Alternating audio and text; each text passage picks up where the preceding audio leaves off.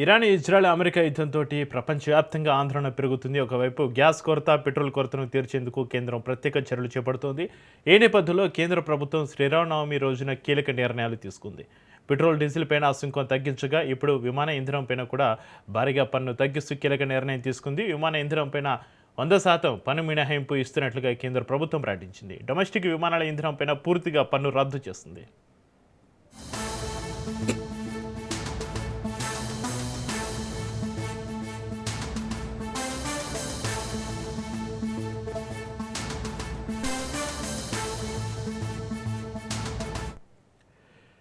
దేశీయంగా ఇంధన లభ్యత తగ్గకుండా చూసేందుకు ప్రభుత్వం మరో వ్యూహాత్మక అడుగు వేసింది. డీజిల్ విమాన ఇంధన ఎగుమతులపైన ప్రభుత్వ సుంకాన్ని విధించింది. డీజిల్ ఎగుమతి సుంకం లీటరుకు రూ. 21.5, విమాన ఇంధన ఎగుమతి సుంకం లీటరుకు రూ. 29.5 విధించింది. ఈ చర్య ద్వారా ఇంధన కంపెనీలు లాభాల కోసం విదేశాలకు తరలించకుండా దేశీయ మార్కెట్ అవసరాలకు ప్రాధాన్యత ఇచ్చేలా ప్రభుత్వం ఒత్తిడి తెచ్చింది.